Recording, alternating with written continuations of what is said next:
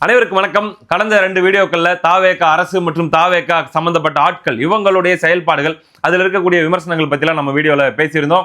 Comment செக்ஷன்ல தாவேகாவுடைய ஆதரவு நண்பர்கள் பல பேர் வந்து பயங்கரமா அவங்களுடைய கோபங்களையும் அவங்களுடைய என்ன சொல்றது மிகப்பெரிய அவங்களுடைய வருத்தங்களையும் தெரிவிச்சிருந்தாங்க.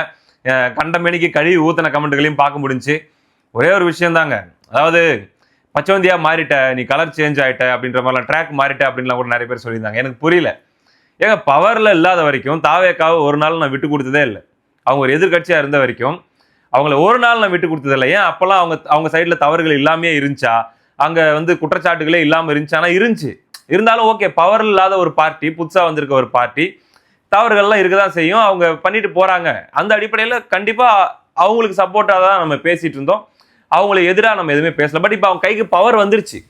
8 கோடி பேரை மேனேஜ் பண்ண வேண்டிய, நிர்வகிக்க வேண்டிய அந்த அதிகாரமும் அந்த பொறுப்பும் அவங்களுக்கு வந்துருச்சு. அப்படின்னும் போது இப்ப பிடிக்கும் பிடிக்காது அப்படிங்கிற உணர்வை பேஸ் பண்ணி பேசிட்டு இருக்க முடியாது. ஏன்னா எண்ட் ஆஃப் த டே நம்மலாம் பப்ளிக். பயங்கரமா விஜய் அவர்கள் மேல உயிரே நீங்க வச்சிருந்தாலும் நீங்க பப்ளிக், ஓகேவா? ஒரு அரசாங்கத்துடைய ஒரு நல்ல பாலிசியா இருந்தா அதுல பெனிஃபிட் ஆக போற பப்ளிக்கும் நீங்க தான். ஒரு கெட்ட பாலிசியா இருந்தா அதனால பாதிக்கப்பட போற பப்ளிக்கும் நீங்க தான். அது எவ்வளவு நீங்க அவரை நேசிக்கிறீங்க, லவ் பண்றீங்க, அல்லது எவ்வளவு ஹேட் பண்றீங்க அப்படின்றதெல்லாம் அங்க மேட்டரே கிடையாது. அந்த அடிப்படையில இன்னைக்கு ஒரு அனௌன்ஸ்மெண்ட் சுட சுட இந்த வீடியோவை நான் வந்து ஷூட் பண்றதுக்கு முன்னாடி வந்த அனௌன்ஸ்மெண்ட் தான். என்னன்னா, தமிழக வெற்றி கழகம் அவங்களுடைய தேர்தல் அறிக்கையில என்ன கொடுத்திருந்தாங்க அப்படின்னா, நாங்கள் அதிகாரத்துக்கு வந்தால் 5 ஏக்கருக்கு குறைவாக நிலம் வைத்திருக்கக்கூடிய சிறு குறு விவசாயிகளுடைய பயிர்க்கடனை முழுமையாக தள்ளுபடி பண்ணுவோம். 5 ஏக்கருக்கு மேல் வைத்திருக்கிறவர்களுக்கு 50% வரை தள்ளுபடி பண்ணுவோம் அப்படின்னு சொல்லி அறிவிப்பு கொடுத்து, கூடவே இன்னொரு லைனையும் போட்டார். ஞாபகம் இருக்குதா? விஜய் அவர்கள், சாத்தியம் இருக்கிற விஷயத்த மட்டும்தான் நான் சொல்லுவேன், சாத்தியம் இல்லாத எதையும் நான் சொல்ல மாட்டேன், உங்களை எந்த காரணத்தை கொண்டும் பொய் சொல்லி நான் ஏமாத்த மாட்டேன், ஏன்னா நீங்க நம்பலாம் அப்படின்ற ஒரு விஷயத்த அவர் சொன்னார். ஸோ பாசிபிள் அப்படின்ட்டு 100% கன்வின்ஸ்ட் அப்படின்னு தான் அவர் அந்த வாக்குறுதியை கொடுத்திருந்தார். ஆனா வந்ததுக்கு அப்புறம் கடந்த மாதம் 25ஆம் தேதி அவங்க முதல்ல பயிர்க்கடன் தள்ளுபடி சம்பந்தமாக ஒரு அறிவிப்பு கொடுக்குறாங்க. அந்த அறிவிப்புல குறு விவசாயிகளுக்கு 50,000 வரை கடன் வாங்கியிருந்தா அது முழுமையான தள்ளுபடி. அதே சிறு விவசாயிகள் 2 ஏக்கருக்கு மேல வச்சிருக்காங்க அப்படின்னா அவங்களுக்கு 50% தள்ளுபடி அப்படிங்கிற மாதிரியான ஒரு அறிவிப்பை கொடுத்திருந்தாங்க. அது மிகப்பெரிய டிசப்பாயின்மெண்ட். அவங்க பண்ண ஒரு அவசர கோலத்துல வெளியிட்ட அறிவிப்பு. அதுக்கு முன்னாடி ஏதோ ஒரு நெகட்டிவிட்டி அப்படியே பரவிட்டு இருந்துச்சு. டக்குன்னு அதை டைவர்ட் பண்றதுக்காக அந்த அனௌன்ஸ்மெண்ட் வந்ததா தான் எல்லாருமே பேசினாங்க. ஆனா அது பெரிய அளவுல பேக் ஃபயர் ஆச்சு. எந்த அளவுக்கு அப்படின்னா, திருவண்ணாமலை தொகுதியில ஏவா வேலு அவர்களுக்கு எதிராக தாவேகா சார்பில் வேட்பாளராக நின்ற அருள் ஆறுமுகம் அவர்களே, என்னங்க இது, என்ன போங்கு இது, இப்படி ஏமாத்திட்டீங்களே அப்படின்னு சொல்லி வெளிப்படையாகவே தாவேகாவை நோக்கி, முதலமைச்சர் விஜய் அவர்களை நோக்கி விமர்சனம் வைக்கிற அளவுக்கு, வெளியாளுங்க வச்சா பரவாயில்ல, தாவேகா வேட்பாளர் வெறும் 2500 வாக்குகள் வித்தியாசத்துல ஏவா வேலுவை ஜஸ்ட்ல மிஸ் பண்ணவர் எல்லாம் ஏவா வேலுவே தோக்கடிச்சிருப்பார். அந்த டிவிகே வேட்பாளரே அவருடைய விமர்சனத்தை வச்சிருந்தாரு. அது போக, ஏன்னா பேசிக்கலி அவர் வந்து பாத்தீங்கன்னா விவசாய ஆர்வலர், விவசாய சங்கங்களை ஒருங்கிணைத்து போராட்டம் நடத்தக்கூடியவர். கடந்த திமுக ஆட்சியில விவசாயிகளுக்காக போராடி குண்டர் சட்டத்தில் கைது செய்யப்பட்டவர். அவரை பற்றி தஞ்சாவூர் மீட்டிங்ல பேசும்போது விஜய் அவர்கள் பிரச்சார கூட்டத்தின் போது அந்த குண்டாஸ் பத்தியும் பேசியிருந்தார். அந்த அருள் ஆறுமுகம் தான் இது ரொம்ப தப்புங்க, இப்படி நீங்க பண்றதுனால எந்த பெனிஃபிட்டுமே இல்லைன்னு விமர்சிச்சு முதலமைச்சரை சந்திக்கிறதுக்கு எனக்கு எப்படியாச்சும் ஏற்பாடு பண்ணி கொடுங்கன்ட்டு கோரிக்கையும் வச்சிருந்தாரு. 16 நாள் ஆச்சு, சந்திப்புக்கான எந்த வாய்ப்பும் கிடைக்கல. மறுபக்கம் பார்த்தீங்கன்னா, விஜய் அவர்களுக்கு பிடித்த, அவருக்கு நெருக்கமான, அவருக்கு நண்பர்களாக இருக்கக்கூடிய திரைத்துறை சார்ந்த அனைவரும் தினமும் சந்தித்து அவரோடு நேரத்தை செலவிட்டு புகைப்படங்களை எடுத்து அவரை கட்டி பிடித்துக் கொண்டு அவரோட ரொம்ப நட்பாக சந்தோஷமான தருணங்களை பகிர்ந்து கொண்டிருக்கிறார்கள். இந்த கோரிக்கைகள் பிரச்சனைகள் சம்பந்தமா நேரம் கேட்ட அவங்க கட்சியை சார்ந்த விவசாயிக்கு அப்பாயின்மெண்ட் வழங்கப்படலை. இப்படி இருந்த சூழல்ல பெரும் எதிர்ப்பு கிளம்புது. போராட்டங்கள் மாவட்டம் முழுக்க, மாநிலம் முழுக்க நடக்க ஆரம்பிக்குது. எதிர்கட்சிகள் ஒரு பக்கம் பயங்கரமா பிரஷர் போட ஆரம்பிக்கிறாங்க. இந்த சூழல்ல நேற்று முதலமைச்சர் விஜய் அவர்கள் தலைமையில மீண்டும் ஒரு ஆலோசனை கூட்டம் நடக்கிறது. மிகப்பெரிய அளவில் அதிருப்தி இருக்கிறது இந்த விஷயத்தில், இதற்கு ஏதாவது நாம் செய்ய வேண்டும் அப்படின்ட்டு. அதை தொடர்ந்து இன்னைக்கு ஒரு அறிவிப்பு வந்திருக்குது. அதாவது 75,000 வரைக்கும் தள்ளுபடி. யார் யாருக்கெல்லாம் அப்படின்னு பாத்தீங்கன்னா, அதாவது சிறு குறு 2 ஏக்கர் மட்டுமல்ல 5 ஏக்கர் வரைக்குமே வச்சிருக்கிறவங்க 75,000 வரைக்கும் கடன் வாங்கியிருந்தாங்க அப்படின்னா முழுமையான தள்ளுபடி. 75,000க்கு மேல கடன் வாங்கியிருந்தாங்க அப்படின்னா அதுல 35,000 தள்ளுபடி. அப்படிங்கிற மாதிரியான அடுத்த ஒரு அதுல ஒரு என்ன சொல்றது, அவங்க கொடுத்த வாக்குறுதியே இப்பயும் நிறைவேற்றல. பட் கம்பேரிட்டிவ்லி போன தடவை கொடுத்த அனௌன்ஸ்மெண்டோட ஒப்பிடும்போது இது கொஞ்சம் பெட்டர். இன்னும் கூடுதலான நம்பர்ஸ்ல விவசாயிகள் இதன் மூலமாக பலனடைவதற்கான ஒரு வாய்ப்பு இருக்கிறது. இதனால அந்த போராட்டம் அப்படிங்கிறது, அந்த கோபம் அப்படிங்கிறது ஓரளவுக்கு தணிந்திருப்பதற்கான ஒரு வாய்ப்பு இருக்கிறது. ஆனால் இந்த இடத்துல பாத்தீங்கன்னா இந்த ஒரு அறிவிப்பு வந்த உடனே இப்ப திமுக ஆகட்டும், சன் நியூஸ் ஆகட்டும், இவங்கெல்லாம் எப்படி போட ஆரம்பிச்சிட்டாங்கன்னா, விவசாயிகள் போராட்டத்திற்கு அடிபணிந்த தாவேக, மண்டியிட்ட தாவேக, அடிச்ச அடியில அனௌன்ஸ்மெண்ட் வந்துருச்சு அப்படின்ட்டு. ஆமா, உண்மைதான். விவசாயிகளுடைய போராட்டத்திற்கு அடிபணிந்தது, முதலமைச்சர் அடிபணிஞ்சிட்டாரு மக்களுடைய போராட்டத்துக்கு. நல்ல விஷயம் தானங்க. முதலமைச்சராக இருக்கக்கூடியவங்க, மக்களுக்கு தலைவராக இருக்கக்கூடியவங்க மக்களுடைய போராட்டத்துக்கு அடிபணிகிறது எவ்வளவு நல்ல விஷயம். ஈகோவோட திமுரோட அப்படிலாம் கிடையாதுடா, நான் சிஎம்டா அப்படின்னு சொன்னாதானே அது கெட்ட விஷயம். மக்களுடைய குரலை செவி கொடுத்து அதுக்கு அடிபணிந்து போவது என்பது பெருமையாக பாராட்டப்பட வேண்டிய விஷயம். சரி, அவங்களுடைய வாக்குறுதியில இப்ப வரைக்கும் முழுமையாக இதுல நிறைவேற்ற முடியலதான். இதுல குறைகள் இருக்கானா இன்னுமே இருக்கு, இதுல அதிருப்திகள் வருதானா இன்னுமே இருக்கு. பேசுவோம், அடுத்து பேசுவோம். ஆனாலும் குறைஞ்சபட்சம் ஓகே, மக்கள் எல்லாம் போராடுறாங்க, குரல் கொடுக்குறாங்க, அதுக்கு நம்ம செவி கொடுக்கணும், அதை காது கொடுத்து கேட்கணும், அதுக்காக ஒரு ஆலோசனை கூட்டத்தை நடத்தணும். அதுக்கப்புறம் இப்ப நமக்கு எதனா சாத்தியம் இருந்தா அதை நம்ம பண்ணணும்ன்ற எண்ணம் இருக்குது இல்ல, லிசனிங்னு ஒண்ணு இருக்குல்ல. அதே போல வந்து பாத்தீங்கன்னா எஃபர்ட்னு ஒண்ணு இருக்குல்ல. சரி, ஜென்யூனான எஃபர்ட் இருக்கிற இடத்துல வந்து பாத்தீங்கன்னா நம்ம ரிசல்ட்ஸை வெயிட் பண்ணலாம். ரிசல்ட்ஸ்க்காக அந்த எஃபர்ட் இங்க இருக்குது அப்படின்னும் போது பாராட்டித்தான் ஆகணும். ஏங்க எங்க குரல்ல முதலமைச்சர் கேட்கறாருங்கன்னு சொல்லி பாராட்டித்தான் ஆகணும். இதை வந்து அசிங்கப்படுத்தக்கூடாது. மண்டி போட்டாங்க, அதை அடிபணிஞ்சிட்டாங்க அப்படின்ட்டுலாம் அது அரசியலுக்காக பேசுறவங்க பேசிட்டு போவாங்க. அதே சமயத்துல எதிர்கட்சிகளே இல்லாத சட்டமன்றத்தை நாங்கள் உருவாக்குவோம் அப்படின்னு சொல்றதை ஏன் வரவேற்க கூடாது? அது ஒரு ஆபத்தான குரல். நான் ஆரம்பத்துல சொல்லுகிறேன், எதிர்கட்சிகள்லாம் இருக்கணும். எதுக்கு அப்படின்னா, அரசாங்கம் சில நேரங்களில் மெத்தனமாக செயல்படும், சில நேரங்களில் சில விஷயங்களை அப்படியே ஸ்கிப் பண்ணிட்டு போலான்னு பார்க்கும், எந்த அரசாங்கமா இருந்தாலும்.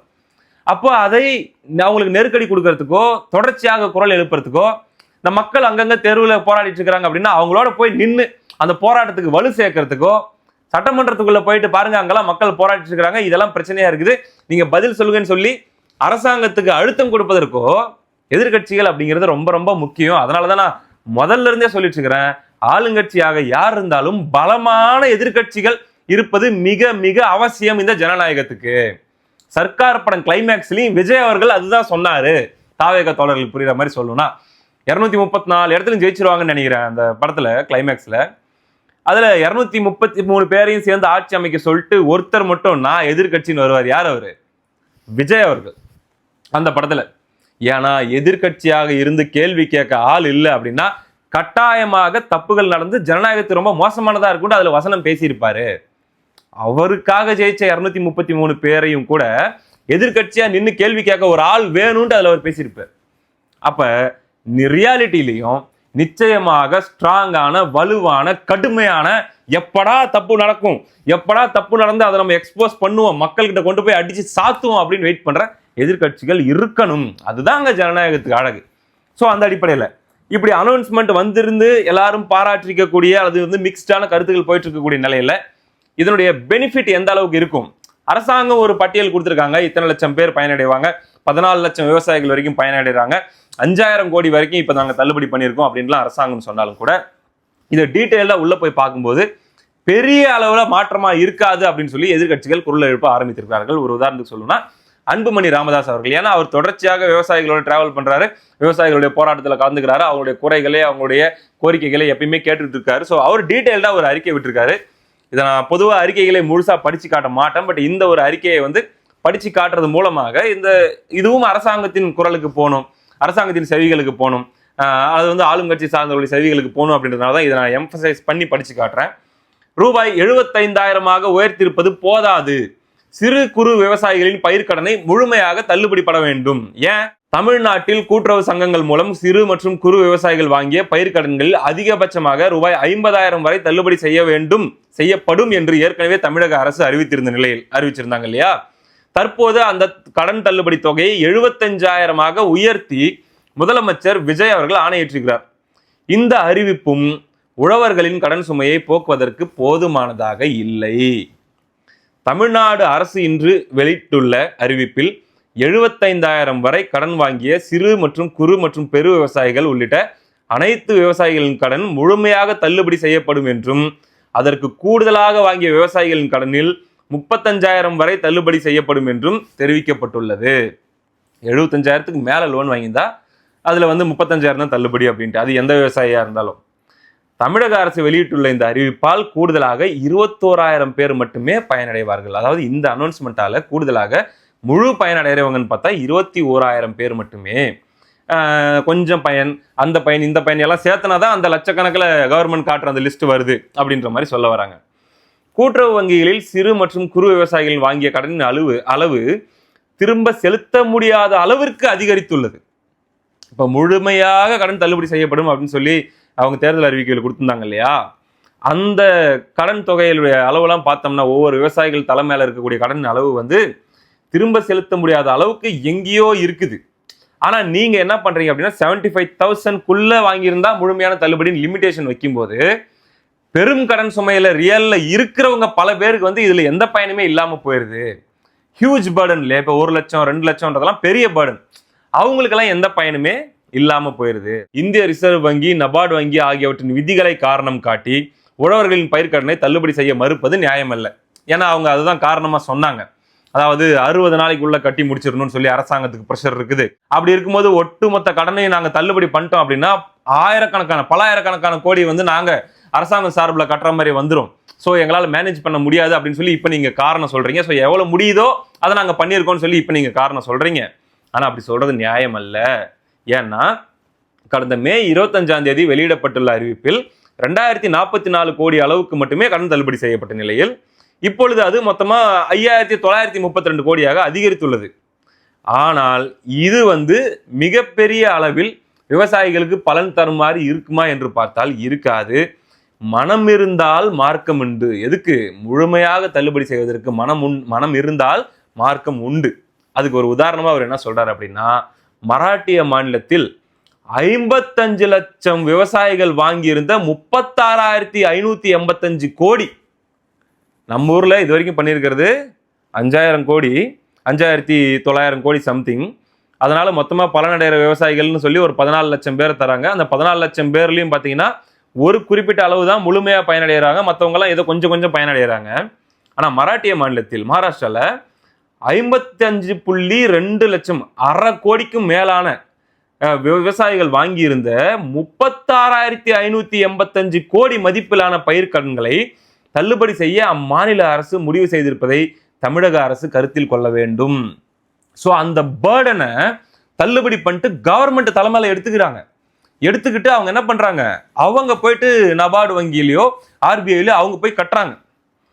அதே போல தமிழ்நாட்டிலும் பயிர்க்கடன்களை தள்ளுபடி செய்ய அரசுக்கு எந்த தடையும் இல்லை. அதே மாதிரி நீங்களும் பண்ணணும்னு நினைச்சா பண்ணலாம். ஏன்னா அதை தான் நீங்க வாக்குறுதியா கொடுத்திருந்தீங்க, எங்களால பண்ண முடியும், சாத்தியம்னு சொல்லி வாக்குறுதியா கொடுத்திருந்தீங்க.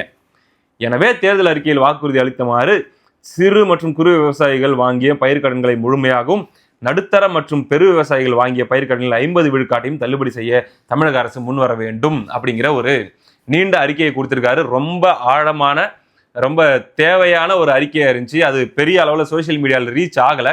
அதனாலதான் இதை எடுத்து இந்த வீடியோ மூலமா சொல்லணும் அப்படின்னு ஆசைப்பட்டேன். மக்கள் தெரிஞ்சுக்கணும் எக்ஸாக்டா என்ன அப்படின்ட்டு.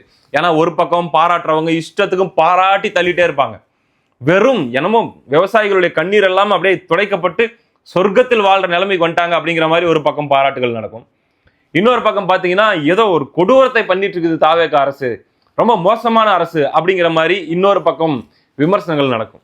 இது ரெண்டுமே இல்லாம எக்ஸாக்ட் ப்ராப்ளம் என்ன, எவ்வளோ பண்ண முடியும்னு சொன்னாங்க, அண்ட் அதுக்கப்புறம் அந்த ப்ரெஷர்னால எவ்வளோ வரைக்கும் பண்ணியிருக்காங்க, ஆனா இன்னும் ஜென்யூனா எஃபர்ட் போட்டா, இன்னும் சீரியஸா எஃபர்ட் போட்டா இன்னும் எவ்வளோ கூட பண்ண முடியும் அப்படிங்கிற விஷயத்தை நம்ம தெரிஞ்சுக்கணும் அப்படிங்கிறதுக்காக தான் இந்த வீடியோ. அடுத்த வீடியோவில் சந்திப்போம். நன்றி.